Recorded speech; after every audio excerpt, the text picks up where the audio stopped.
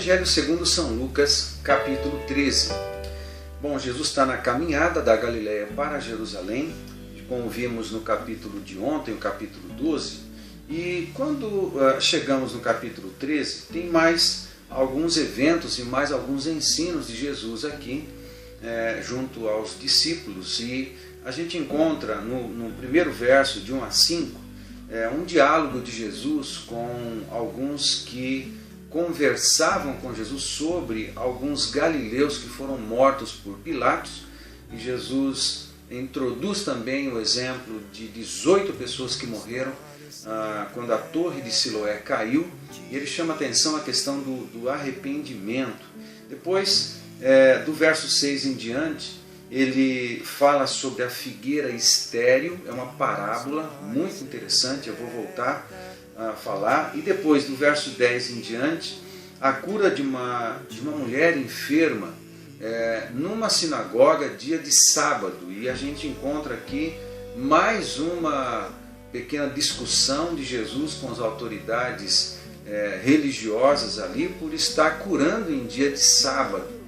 E mais uma vez, uma porção nos evangelhos que ensina que Jesus é o Senhor do sábado, e a questão não é um dia que a gente consagra a Deus, a questão é se a nossa vida é consagrada a Deus. Não é um dia que vai determinar isso, mas é a nossa vida. E se a nossa vida é consagrada a Deus, então a gente vive um sacerdócio 24 horas, ok? Comentamos um pouco sobre a questão do dia de sábado num outro vídeo. A partir do 18, Jesus ensina com a parábola do grão de mostarda. Depois do 20 em diante, 20 e 21, a parábola do fermento, não o fermento dos fariseus, aí ele faz uma alusão ao fermento de forma diferente. Depois, a porta estreita, muito interessante esse ensino da porta estreita, para discípulos, os discípulos de Jesus, ok? E do verso 31 até o final do capítulo 13, alguém alerta Jesus sobre o fato de Herodes estar perseguindo Jesus e querer matá-lo. E Jesus dá uma resposta muito interessante aqui. Esse Herodes não é o grande, é o Herodes Antipas, que era governador, um tetrarca da Galileia, e ele governava a região norte de Israel, essa região da Galileia. Muito bem, deixa eu voltar para você, aqui no início do capítulo 13, ver como as coisas evoluem no capítulo 13. O assunto aqui de Jesus sobre a morte dos galileus por Pilatos e os 18 que morreram quando a torre de Siloé caiu, o ensino de Jesus aqui sobre o arrependimento de pecados. Na verdade, esses homens aqui conversando com Jesus, eles estavam se orgulhando e querendo acusar outras pessoas de serem pecadoras e elas não. Então, isso é uma forma de acusar pessoas, de levantar o dedo para pessoas e não assumir suas responsabilidades quanto ao cuidado e à sanidade da sua própria espiritualidade, mas ficar apontando os pecados das outras pessoas e não ter um coração quebrantado e arrependido. O ensino aqui sobre a necessidade de arrependimento de pecados. Nós precisamos ter o coração quebrantado e contrito. A estes Deus não despreza. Agora, os petulantes, os arrogantes, a esse Deus mesmo resiste. Não precisa nem ser o diabo, não. Deus mesmo vai resistir os orgulhosos e petulantes, e a gente não precisa da resistência de Deus na nossa vida.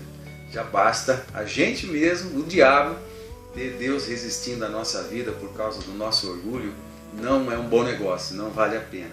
Mas é interessante que a ausência de arrependimento e esse instinto de acusar os outros dos seus pecados emenda com uma parábola da figueira estéril, ou seja, eu consigo entender uma relação aqui, ou seja, não dá fruto. A pessoa que tem dificuldade de se arrepender e é pronta para acusar outras pessoas, ela não frutifica para o reino de Deus. É como uma figueira estéril. E se ela continuar não dando frutos, ela vai ser cortada, né? E aí nessa parábola alguém chega para Jesus e diz: vamos tentar adubar ainda mais essa figueira para ver se ela dá fruto. A gente sempre tem chance, nós temos sempre chances com Deus, nós temos chances ainda de dar fruto. Se você tem consciência do teu chamado, por acaso está afastado dele, volta para o teu chamado, volta a servir a Deus. Deixa o passado no passado, se reconcilia, começa com arrependimento de pecados. Depois, permite o Espírito Santo reacender a chama da tua vocação e se coloca a serviço. É muito importante. Precisamos frutificar para o reino de Deus. A vida cristã não pode ser egoísta, voltado só para nós. Nós precisamos frutificar em ações de bondade, com os nossos dons, abençoar pessoas. Os frutos de Cristo na nossa vida precisam ser colhidos por outros, ok? Os frutos de Cristo na nossa vida são colhidos por outros.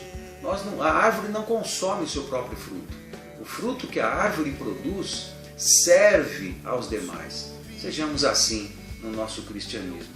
E depois Jesus emenda com a cura da mulher numa sinagoga de sábado, né? O perigo de quem é um acusador, né? Um atirador de elite, é que se torna religioso, né? Vive uma falsa espiritualidade. Consigo entender essa relação que tem aqui. Depois, a parábola do grão de mostarda e do fermento fala da verdade do reino de Deus. O reino de Deus é como o grão de mostarda, é pequeno, às vezes invisível, mas quando o reino de Deus se instala dentro do nosso coração, os valores de Cristo começam a moldar a nossa vida e o caráter de Cristo passa a ser visto dentro de mim. É como uma semente de mostarda bem pequena, quase invisível, mas de repente começa a aparecer, cresce, se torna grande e abrigo para as demais pessoas. E o fermento é a mesma coisa, invisível, mas ele está lá e vai levedando a massa, vai tornando o pão saboroso, fácil de comer, de degustar.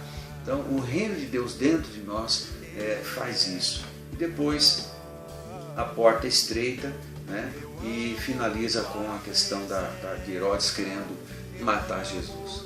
Que a minha vida, meu querido irmão, e a tua vida seja uma vida de arrependimento, de quebrantamento, mas também de frutificação com os frutos de Cristo no nosso viver, nos nossos relacionamentos. Faça uma boa leitura do capítulo 13 de Lucas, você vai ser muito abençoado. Preste atenção na evolução, como os parágrafos todos têm uma ligação um com o outro.